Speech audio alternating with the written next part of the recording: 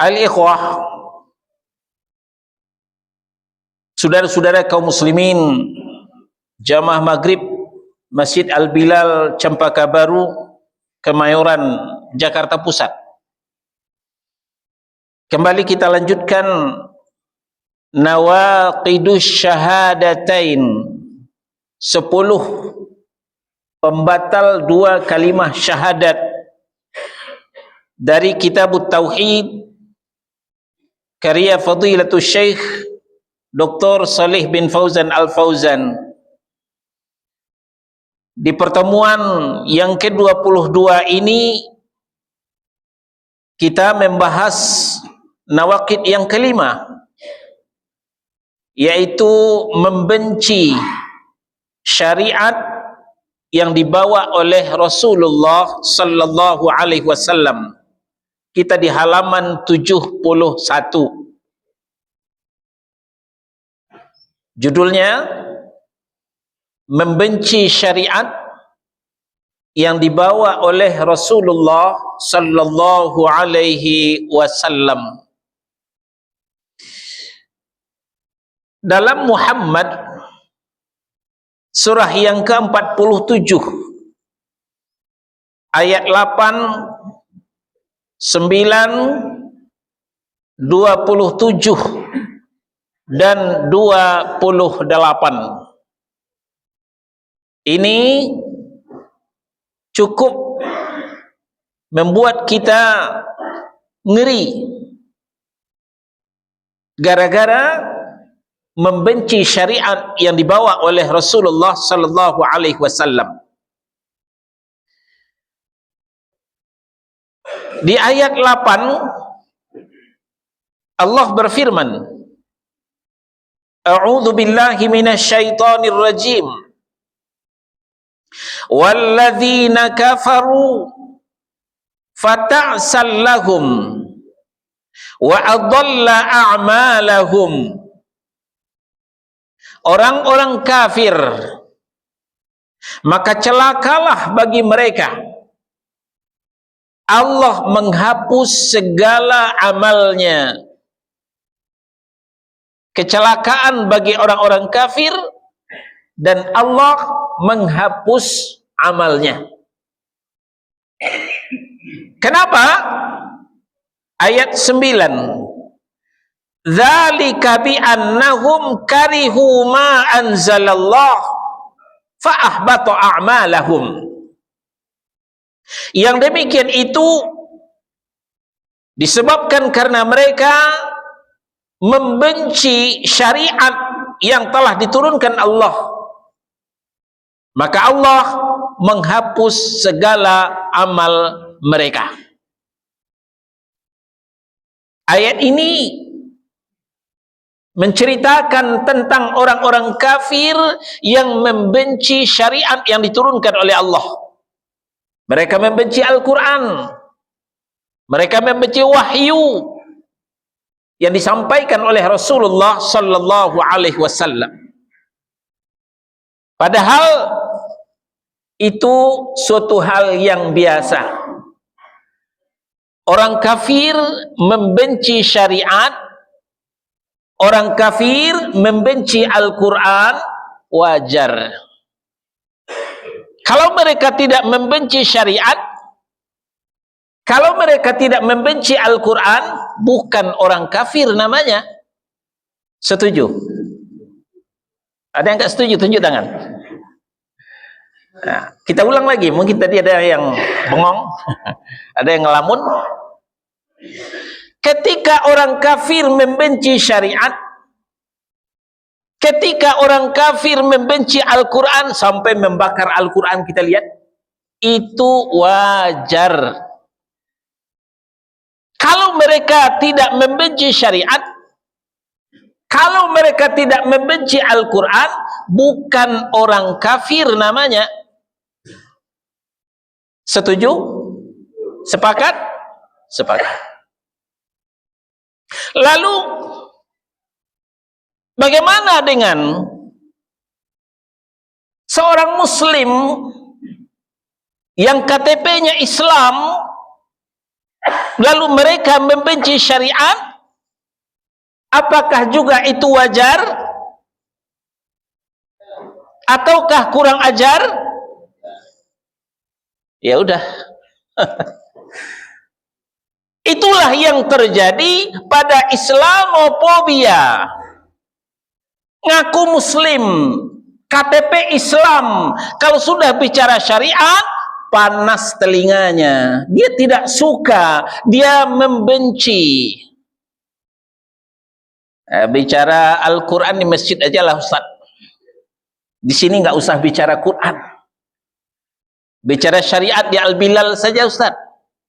Di sini tidak usah bicara syariat.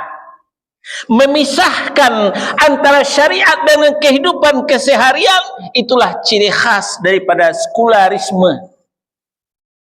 Sekularisasi, ya, menggiring umat untuk memisahkan diri dari syariat, memisahkan diri dari ajaran Al-Quran, apalagi ajaran As-Sunnah Nabi Sallallahu Alaihi Wasallam.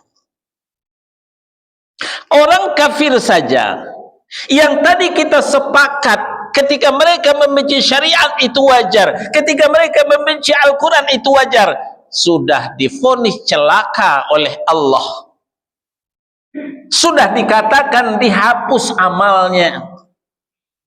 Apalagi yang ngaku muslim, KTP-nya Islam, ikutan membenci syariat, selesailah sudah, kecelakaan ditimpakan kepada dirinya dan amalnya pun dihapus. Amal yang paling utama dihapus adalah syahadatain, asyhadu an la ilaha illallah wa asyhadu anna muhammadan abduhu wa rasuluh. Ini akan dihapus oleh Allah Subhanahu wa ta'ala. Lalu bagaimana kelanjutan nasib pembenci syariat ini? Kita berlanjut ke ayat 27 dan 28. Ya, buka mushaf. Ini tidak ada dalam kitab. Ya. Jadi kitab kita berbicara judul-judulnya saja. Dalilnya kita cari dari Al-Quran atau kitab lain. Nah, kita ke ayat 27 dan ayat 28.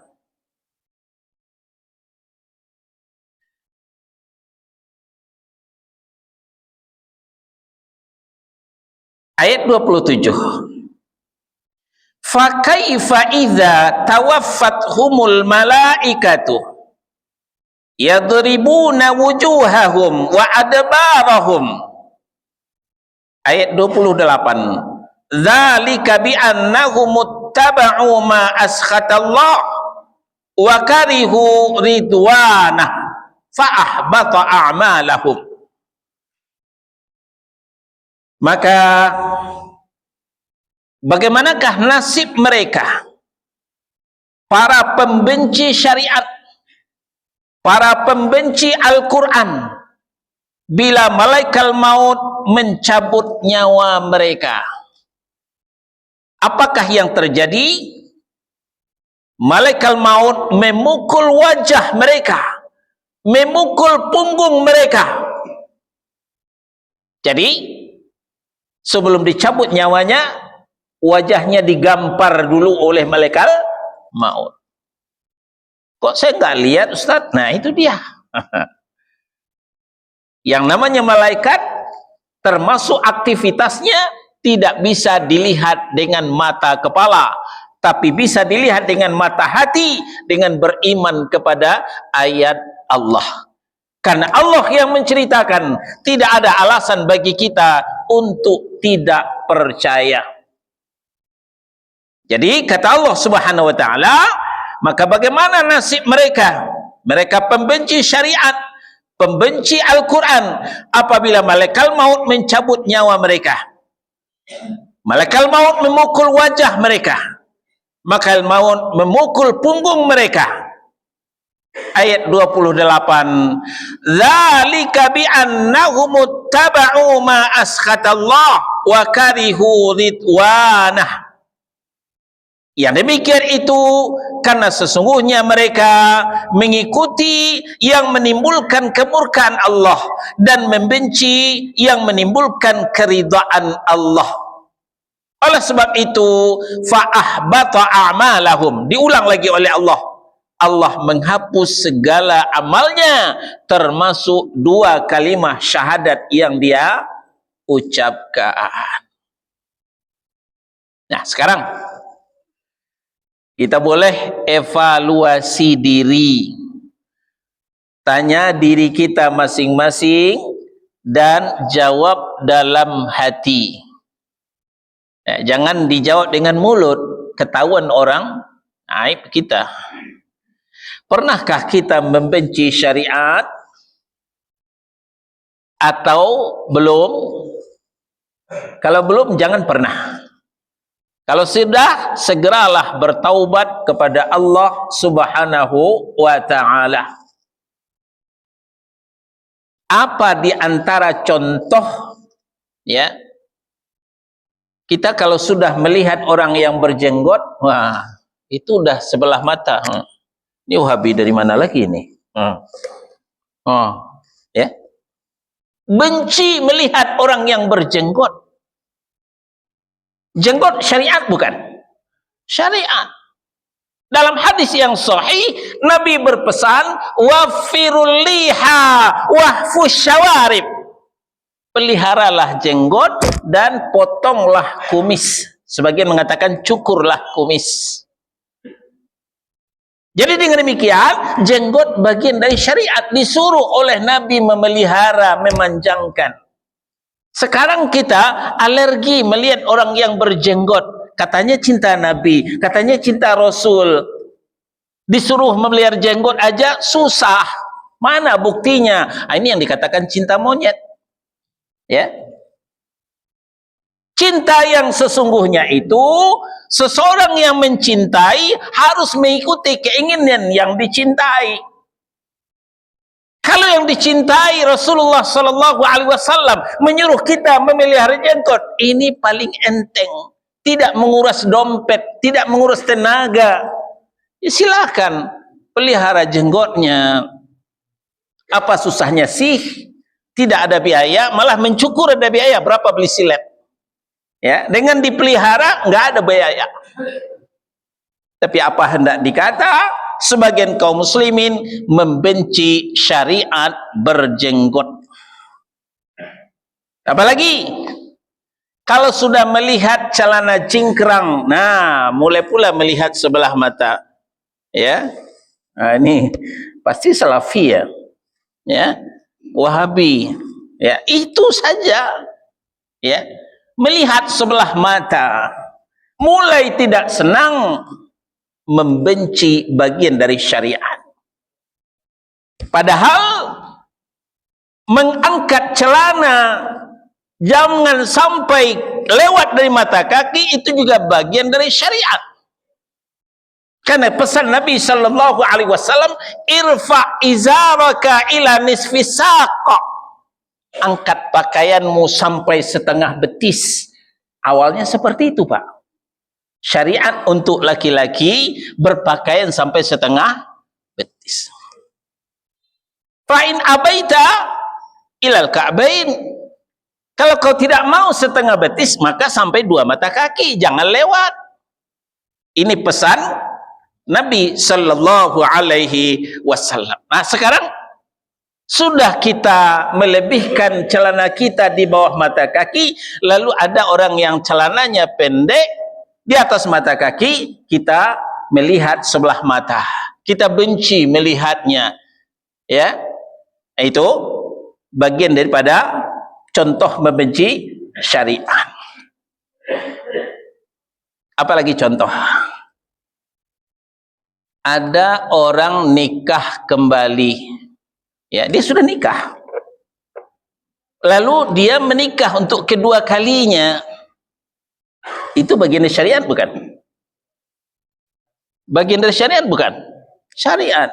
Fankihu ma taba lakum minan nisa masna wa thulatha wa ruba. Nikahilah wanita yang kalian cintai, yang kalian sukai, 2 atau 3 atau 4. Walaupun ini tidak wajib, tapi tidak bisa kita pungkiri ini adalah syariat. Kalau memang kita tidak mau menikah lagi, kita cukup hanya 1, enggak masalah. Ta'adud, poligami hukumnya tidak wajib. Kalau istri kita cuma 1, enggak berdosa, enggak apa-apa. Tapi kalau ada yang menikah lagi, ada yang istrinya 2, ada yang istrinya 3, ya, kan begitu Pak, ya. Kalau ada istrinya lebih dari 1, bukan hanya memandang sebelah mata, tapi mencibir, ya. Nah, ini bukti membenci syariat. Biarkanlah mereka, karena menurut mereka dia mampu. Kan isi dompetnya kita nggak tahu. Menurut mata kita dia tidak mampu, tapi mana tahu isi dompetnya lebih tebal. Ya, dia mampu mengasapi 2 dapur, 3 dapur, bila perlu 4 dapur. Silahkan. Kalau dia sukses, kita tinggal acungkan jempol. Ya, ini sebagai contoh. Kalau dia gagal, ini lahan dakwah. Ya, kita watawasau bil haq watawasau bisawab. Kita tinggal menasihati mereka, jangan benci kepada mereka yang beristri lebih dari 1. Karena itu bagian daripada syariat. Membenci syariat itu hukumnya bisa membatalkan 2 kalimat syahadat. Nah, apalagi sang istri.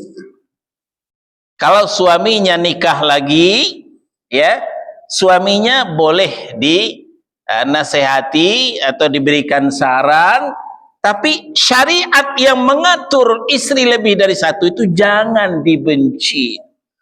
Nah, ini gara-gara syariat ta'adud ini, gara-gara poligami ini, ya, nah, itu bisa mengancam batalnya 2 kalimat syahadat.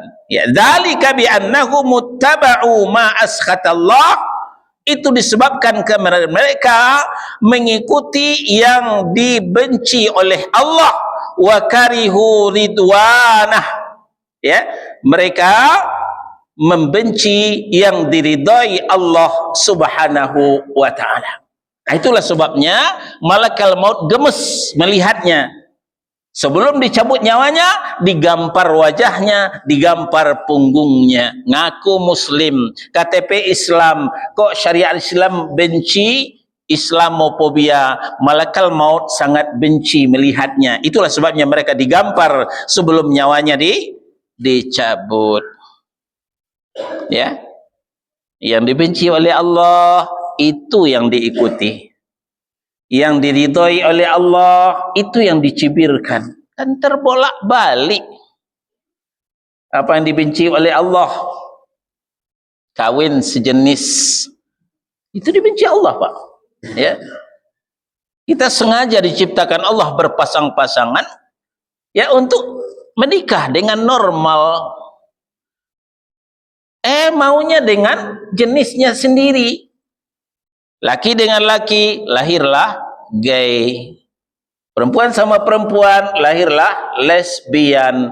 LGBT itu sangat dibenci oleh Allah Subhanahu wa taala. Tapi LGBT itulah yang diberikan payung hukum pada hari ini. Maka semakin banyaklah LGBT di negeri kita mengundang murka Allah Subhanahu wa taala, dan kita khawatir negeri kita seperti negeri Sodom, ya, umat Nabi Lut. Negeri Sodom itu diangkat oleh malaikat Jibril dengan sayapnya lalu dibantingkan ke bawah. Itulah sebabnya awalnya hancurnya negeri Sodom, karena melakukan seks menyimpang, laki sama laki, perempuan sama perempuan. Ya, itu karena membenci syariat yang diturunkan oleh Allah Subhanahu wa ta'ala.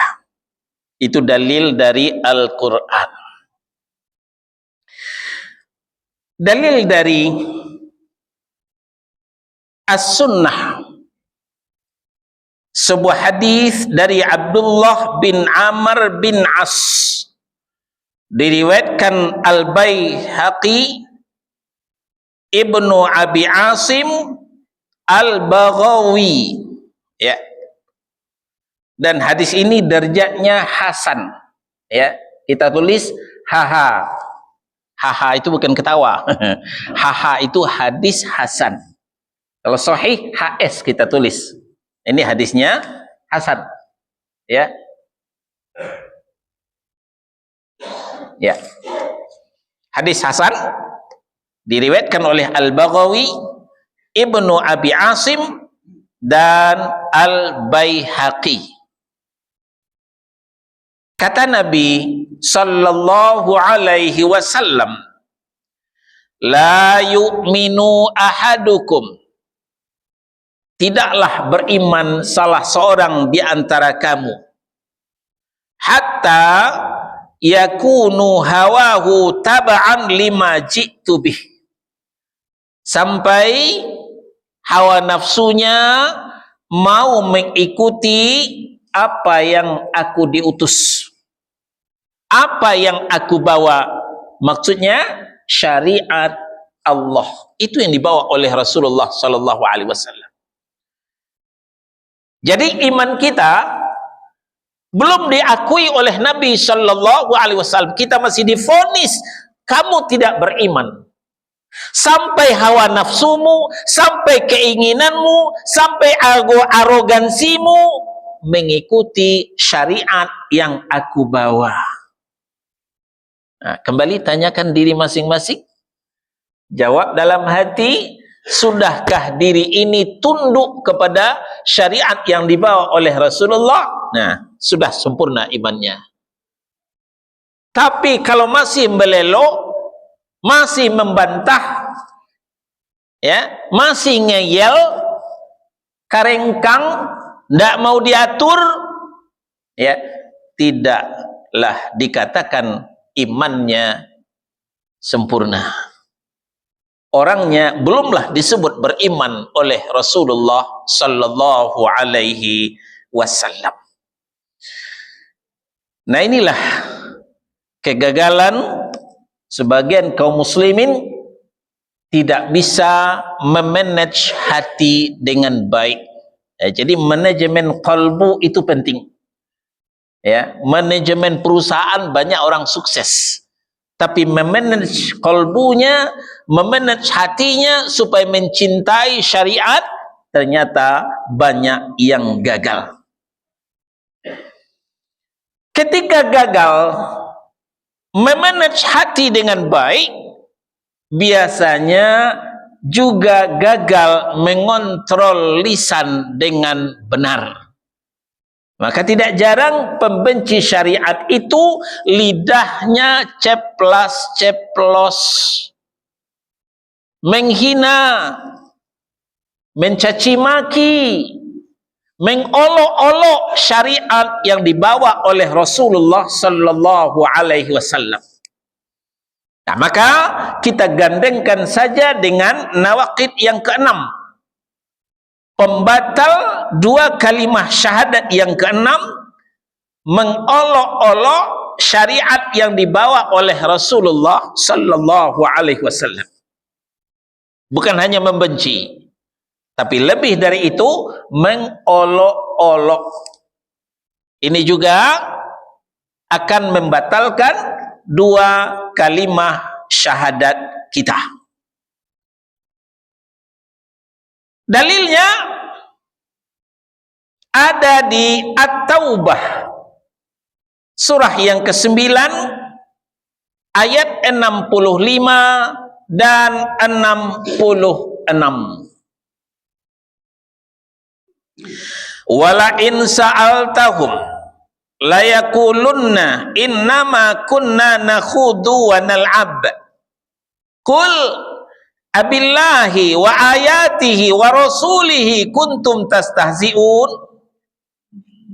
Ayat 66. La ta'tadhiru qad kafartum ba'da imanikum innafu an ta'ifatin minkum nu'adzib ta'ifatan bi'annahum kanu mujrimin.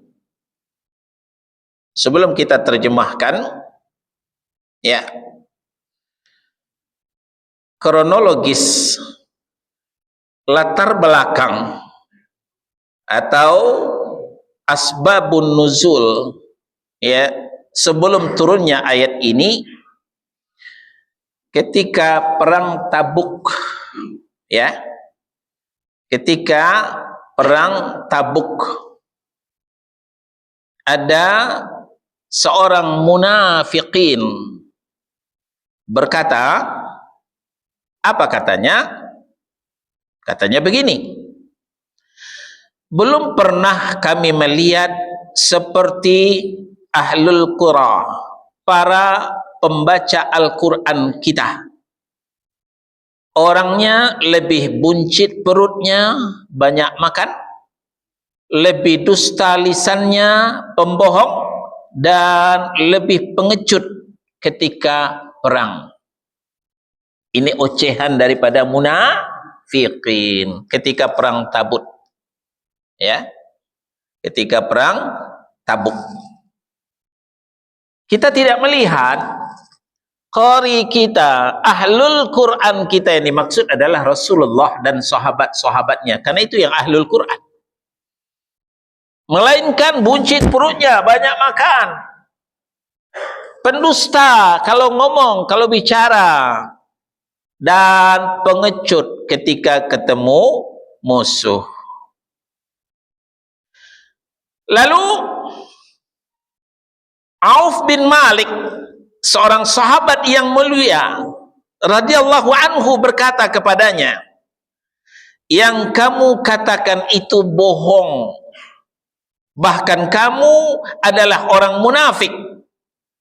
Kamu niscaya akan kuberitahukan kepada Rasulullah sallallahu alaihi wasallam. Jadi orang yang ngomong ceplas-ceplos tadi diancam oleh Auf bin Malik untuk dilaporkan kepada Nabi sallallahu alaihi wasallam. Lalu pergilah Auf bin Malik kepada Rasulullah sallallahu alaihi wasallam.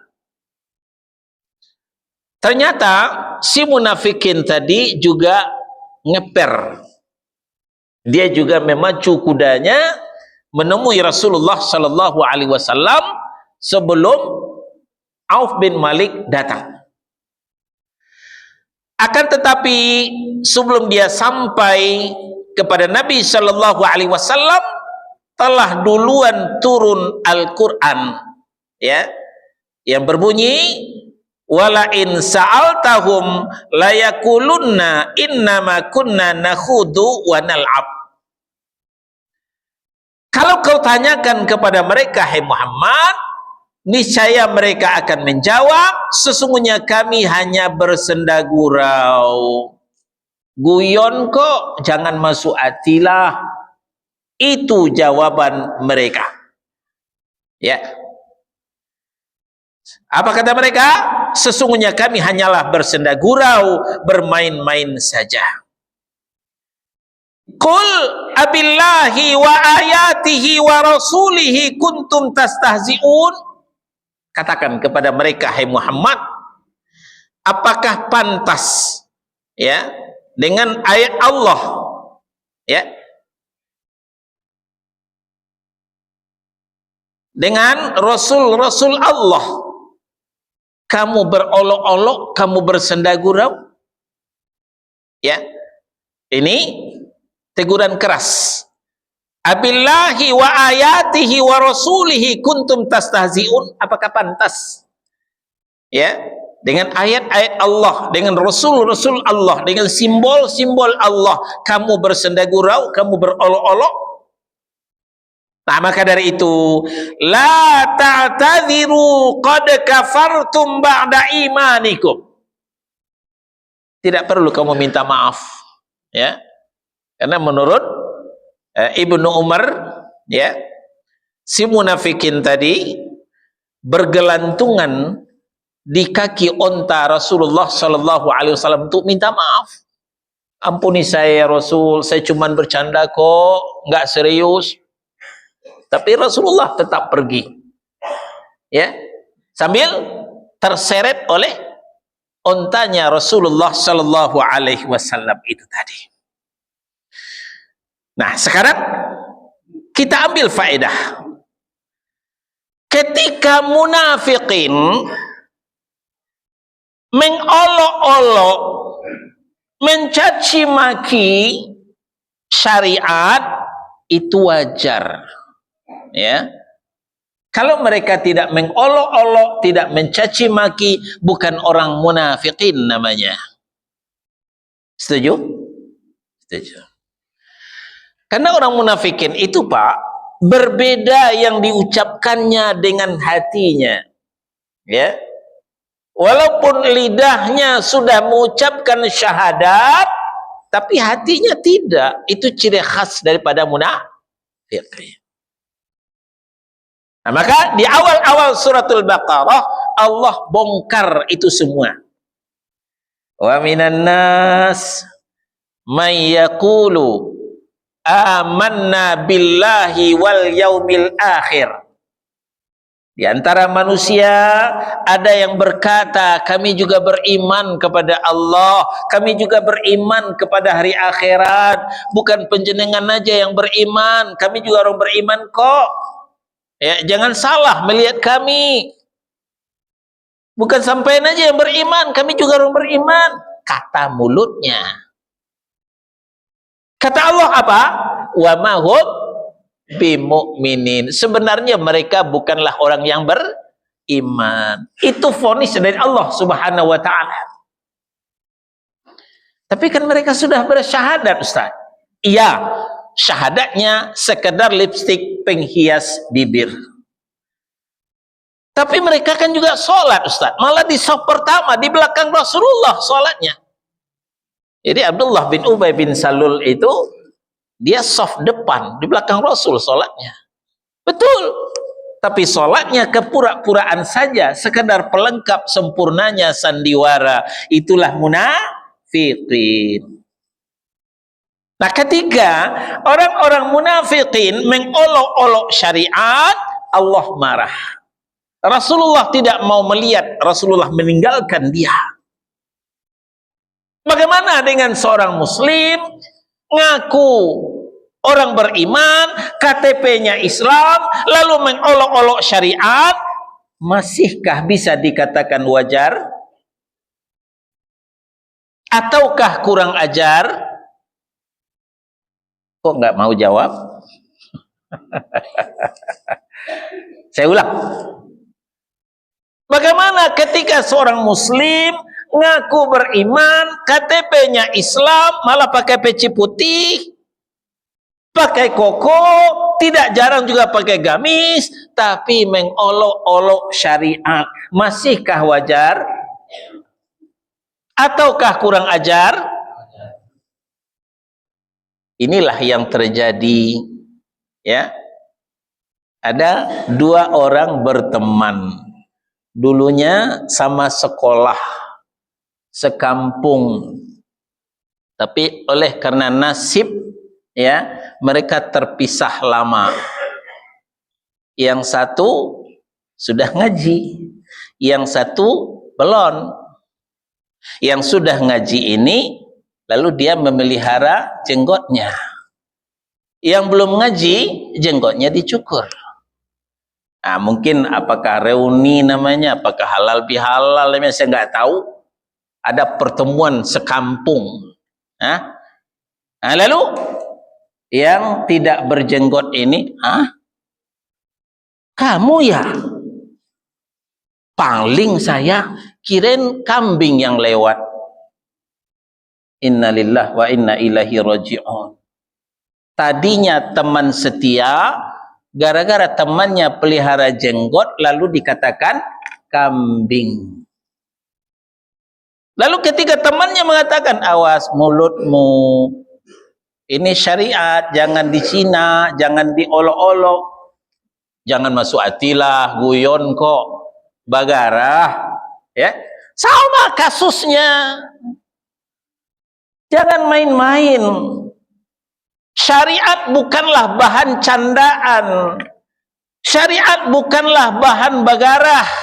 Ya, kalau guyon, ya, bagarah, Nabi juga suka guyon. Nabi juga suka bercanda, tapi jangan syariat dijadikan bahan candaan. Ya. Nah, ini diantara, ya,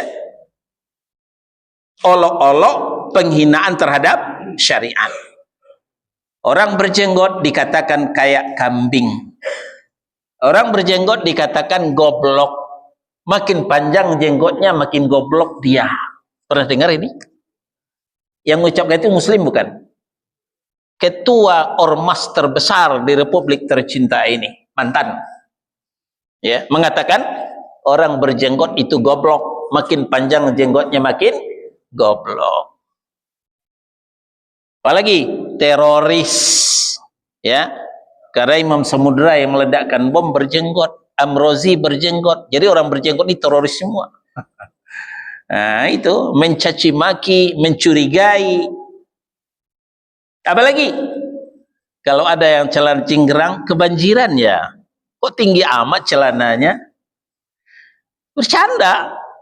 Tapi karena itu bagian dari syariat, nah maka itu akan terancam, ya, dua kalimat syahadatnya akan batal.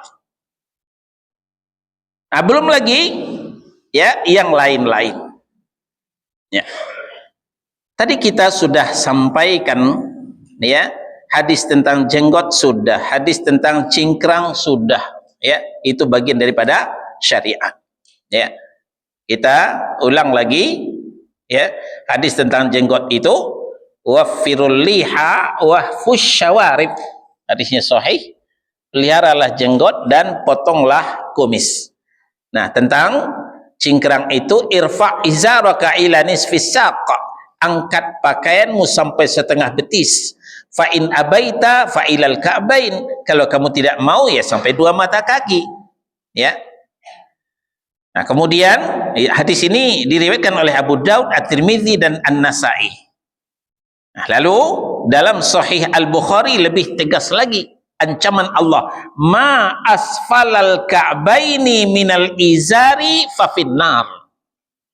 Ya. Pakaian yang melewati mata kaki, katakan ini kaki, ini mata kaki yang bengkak ini, ya. Ya. Pakaian yang melewati mata kaki, maka kaki yang memakainya terancam neraka, kata Nabi Shallallahu Alaihi Wasallam. Tapi apa hendak dikata, hadis ini banyak lewat, termasuk sebagian ustadz kita celananya isbal, ya. Nah, tentu tidak semua. Nah, kemudian istri kedua itu dikatakan sebagai pelakor. Itu, ya. Istri kedua itu dikatakan sebagai pelakor, merebut suami orang. Innalillah. Jeleknya tuduhan. Ini enggak main-main. Memang dilemparkan kepada sesama kita. Tapi tahukah kita sasaran tembak? Kan lantai yang ditembak, hidung yang kena. Kan begitu. Ya. Lantai yang ditembak, tapi yang kena apa? Hidung. Yang dikatakan pelakor adalah wanita-wanita pada hari ini yang menjadi istri kedua. Tapi tahukah kita yang ditembak adalah Ummul Mukminin, istri Rasulullah Sallallahu Alaihi Wasallam. Ya, katakanlah kalau Ibunda Aisyah bukan mengambil suami Khadijah karena Khadijah sudah wafat, tapi Hafsah, kalau begitu pelakor dong, ya, ngambil suami Aisyah, itu begitu. Hati-hati. lidah ini bertanggung jawab. Maka tidak semua dari luar Islam itu kita adopsi. Ini istilah kafir pelakor ini. Kaum muslimin nggak boleh mengucapkan pelakor itu. Ya. Dalam ajaran Islam tidak ada yang mengambil suami orang lain sepanjang nikahnya sah. Ya, itu boleh. Jangan dikatakan pelakor. Apalagi kalau ada anak di luar nikah, itu anak jadah, anak haram, ya. Ini istilah dari luar Islam. Nah, di awal kitab tauhid kita sudah sampaikan kullu mauludin yuladu 'alal fitrah. Setiap anak dilahirkan dalam keadaan fitrah, fitrah ketauhidan. Enggak ada anak haram dalam Islam. Semua anak itu fitrah. Dia kan lahir di luar nikah, Ustaz. Ya, orang tuanya yang haram, orang tuanya yang jadah, anaknya tetap suci, anaknya tetap fitrah. Nah, jadi tidak semua istilah-istilah di luar Islam itu kita adopsi, ya, terutama tentang pelakor itu tidak boleh, itu mengolok-olok syariat. Ya, kalau tadi membenci syariat karena gagal memanage hati dengan baik. Nah, kalau sekarang mengolok-olok, mencaci maki, menghina, itu karena gagal mengontrol lisan dengan benar. Nah, kita akhiri pembahasan ini dengan firman Allah, wala taqfu ma laysa laka bihi ilm inna sam'a wal basara wal fuada kullu ulaika kana anhu mas'ula. Janganlah kalian mengikuti yang kalian tidak punya ilmu di dalamnya. Suka latah, ya, ikut-ikutan. Kata orang barat, ondong ngaya, ondong dada. Orang Tagalicia, nyota jilapa. Latah. Karena inna sam'a, sesungguhnya pendengaran, wal basara, penglihatan, wal fuada, dan hati, semuanya itu akan diminta pertanggungjawabannya oleh Allah Subhanahu wa ta'ala. Gagal memanage hati dengan baik, gagal mengontrol lisan dengan benar, pertanggungjawabkan nanti di akhirat. Nah, sampai di sini fa'tabiru ya ulil absar la'allakum turhamun. Silakan muadzin, nanti tanya jawab setelah adzan Isya.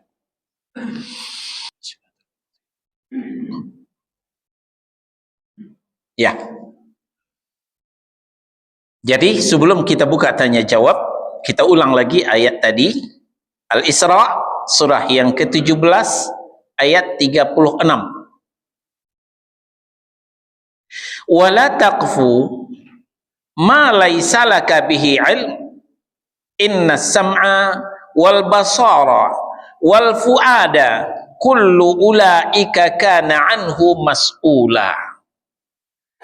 Dan janganlah kamu mengikuti sesuatu yang tidak kamu ketahui, ya, ikut-ikutan.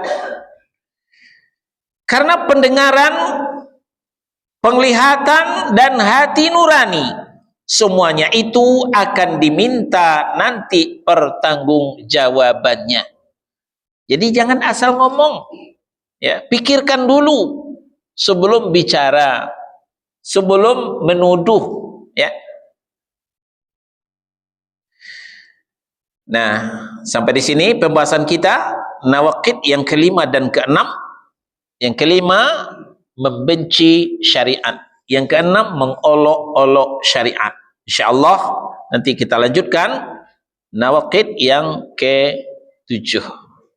Silahkan yang mau bertanya. Ya, silakan Pak. Ulang lagi Pak. Menghalalkan musik masuk musik. Ya. Menghalalkan musik apakah termasuk membenci syariat? Ya. Ini sudah terbukti apa yang dirisaukan oleh Nabi sallallahu alaihi wasallam. Beliau mengatakan akan ada suatu kaum, ya, dari umatku, mereka akan menghalalkan sutra, menghalalkan khamar, menghalalkan zina, menghalalkan musik, ya. Wajah mereka akan diganti dan mereka akan ditimpuki dengan batu, kata Nabi Shallallahu Alaihi Wasallam. Nah, timbul pertanyaan, lalu kalau memang ada yang menghalalkan musik, apakah itu termasuk menghina syariat? Ya. Nah, kita lihat dulu.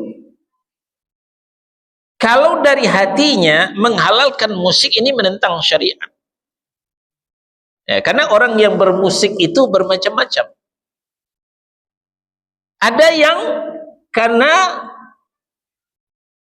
pencahariannya di situ, di musik itu, lalu dia marah kepada orang yang membacakan hadis ini, ya. Nah, dia membela menghalalkan musik, berarti menentang syariat. Ini satu. Yang kedua, ada orang yang memang sebelum ngaji dia hobinya musik, mendengarkan musik. Maka setelah ngaji dia mengakui dia menerima hadis itu, tapi dia belum bisa meninggalkan musik. Ini tidak termasuk orang yang menentang syariat, tapi dia tetap berdosa. Dia tetap berdosa. Nah, jadi kita jangan sampai termasuk orang yang menghalalkan, karena terkena dengan hadis Nabi tadi, ya. Nah, jadi demikian Pak, ya. Kita juga tidak bisa serampangan menuduh orang ini apakah termasuk menghina syariat, ya. Nah, yang jelas menentang, ya. Yang jelas menentang, bukan mengolok-olok. Wallahu taala a'lam. Silakan Pak. Waalaikumsalam warahmatullahi wabarakatuh.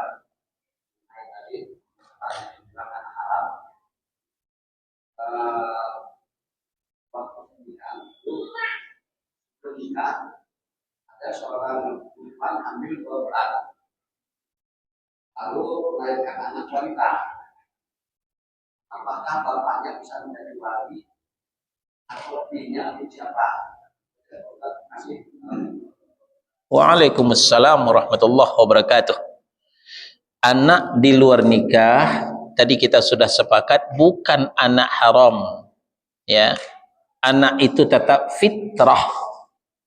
Nah, cuman muncul pertanyaan, kalau anak itu wanita, bolehkah bapak biologisnya menikahkan? Tidak boleh, ya. Yang berhak menikahkan adalah wali hakim, ya, bukan bapak biologisnya.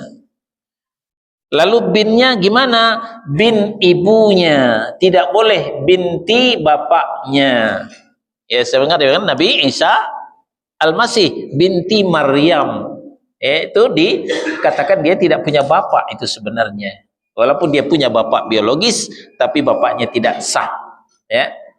Tapi tidak mengurangi haknya, dia tetap dilahirkan dalam keadaan fitrah, ya. Dia tidak boleh dikatakan anak haram. Nah, demikian Pak, wallahu taala a'lam. Dapat warisan tidak, ya, karena yang mendapat waris itu ada catatan nikah, ada surat nikah hitam di atas putih. Jangankan itu Pak, nikah siri saja itu tidak dapat waris, ya, karena nikah tidak ada tercatat di KUA, gitu ya, apalagi tidak menikah, ya. Nah, demikian, wallahu a'lam. Ada lagi? Ya, ya, silakan Pak. Waalaikumsalam warahmatullahi wabarakatuh. Yang kencang dikit Pak. Jenggot, ya.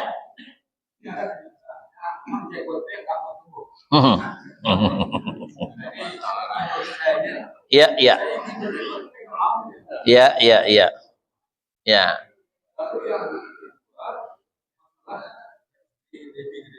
Ya. Ya. Ada ujungnya. Kamu kalau kamu takut akan berkelanjut, waktunya satu. Ya. Ini mana ya? Ya, ya. Baik. Itu saja. Pertama, kembali kepada jenggot. Yang jadi masalah membenci jenggot dan mengolok-olok jenggot. Kalau memang tidak tumbuh, kita tidak disuruh menanam jenggot, ya. Kita belum temukan hadis, ya, syariat menanam jenggot. Lalu kita tanya, Pak, benih jenggot itu beli di mana, Pak? Ya, saya mau tanam, nggak ada jenggot. Nggak perlu ditanam, ya. Ada ustadz kita memang tidak punya jenggot sama sekali. Ustadz Firanda Andirja, mulus dagunya, tapi bukan dicukur, memang tidak tumbuh. Ya tidak mungkinlah beliau mencukur jenggotnya. Beliau membaca hadis itu tiap saat. Tapi karena tidak tumbuh, ya la ba'sa bih, tidak ada masalah. Nah, ini yang pertama. Yang kedua, tentang poligami, ya, kita sebenarnya bukan membahas poligami.